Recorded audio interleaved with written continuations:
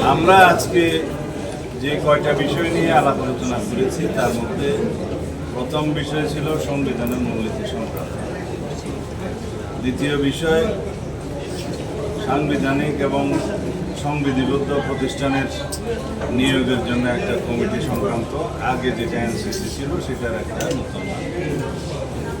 3 নম্বর বিষয় ছিল প্রধানমন্ত্রীর নিয়োগ সংক্রান্ত, প্রধানমন্ত্রীর মেয়াদ সংক্রান্ত। বাকি বিষয়গুলো এজেন্ডায় থাকলেও আজকে আলোচনা হয়নি।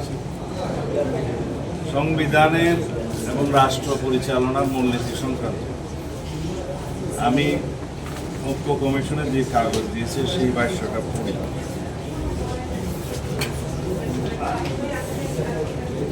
সংবিধানে রাষ্ট্র পরিচালনার মূলনীতি হিসেবে সাম্য, মানবিক মর্যাদা, সামাজিক সুবিচার, গণতন্ত্র এবং ধর্মীয় স্বাধীনতা ও সম্প্রীতি, এই কথাগুলো উল্লেখ থাকবে। কিসের সাথে? যারা ম্যান্ডেট প্রাপ্ত হবে, সংবিধানের রাষ্ট্র পরিচালনার মূলনীতি কি নির্ধারিত হবে সেটা তাদের উপরে নির্ভর করবে। অর্থাৎ রাষ্ট্র পরিচালনার মূলনীতি সংক্রান্ত সংস্কার কমিশনের আগের যে প্রস্তাব ছিল সেই বিষয়গুলো এখন আর সেই জায়গায় নেই। আমরা আমাদের অবস্থান থেকে বলেছি যে আমরা রাষ্ট্র পরিচালনার মূলনীতি অংশে পঞ্চম সংশোধনীতে যে গৃহীত আর্টিকেলগুলো সেগুলো আমরা বহাল করব এবং সাথে সংস্কার কমিশনের প্রস্তাবিত এই অংশটায়, এই বাক্যটা আমরা সংযোজন করব, এ বিষয়ে আমরা একমত হয়েছি।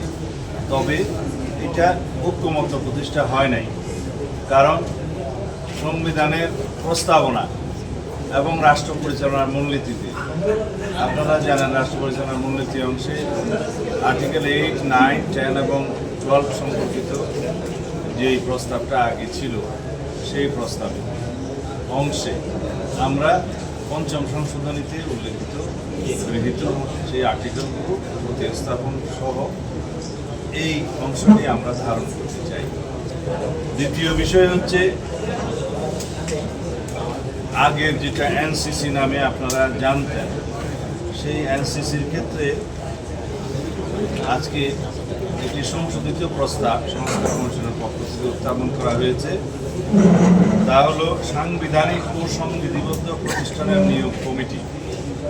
ওনারা একটা কমিটি প্রস্তাব করেছেন, তার মধ্যে প্রধানমন্ত্রী, স্পিকার নিম্নকক্ষের, স্পিকার উচ্চকক্ষের, বিরোধী দলীয় নেতা, প্রধান বিরোধী দল ব্যতীত অন্যান্য বিরোধী দল সমূহের একজন প্রতিনিধি, রাষ্ট্রপতির প্রতিনিধি উইদিন ব্র্যাকেট আইনের মাধ্যমে নির্ধারিত যোগ্যতা সম্পন্ন, 7 প্রধান বিচারপতি কর্তৃক মনোনীত আপিল বিভাগের একজন বিচারপতি, 7 জন দাঁড়ায়।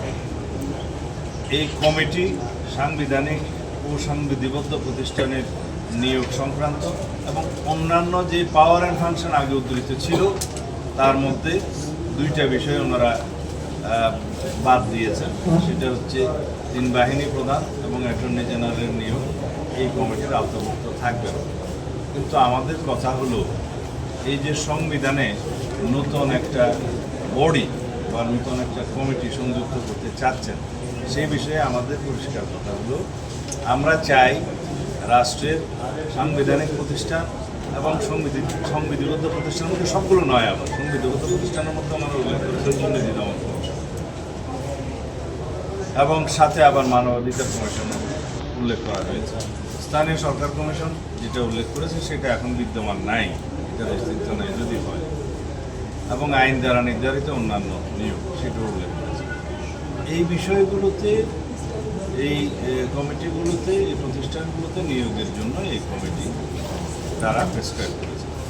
এখানে আমাদের বক্তব্য হলো রাষ্ট্রে সাংবিধানিক প্রতিষ্ঠানে নিয়োগের জন্য যে সমস্ত সাংবিধানিক প্রতিষ্ঠানের জন্য বিদ্যমান আইন রয়েছে তার মধ্যে সংস্কার করা হোক এবং ওইখানেই সার্চ কমিটিগুলো নির্ধারণ করে দেওয়া হোক, যেখানে নির্বাহী বিভাগের প্রভাবমুক্ত হয়ে সেই সাংবিধানিক প্রতিষ্ঠানসমূহের আইনে নিয়োগের ব্যবস্থা থাকে এবং সেখানে আমাদের এডিশনাল বক্তব্য হলো সেই প্রতিষ্ঠানগুলোর জবাবদিহিতা এবং স্বচ্ছতা বজায় রাখার জন্য সেই আইনে বিধান থাকতে হবে।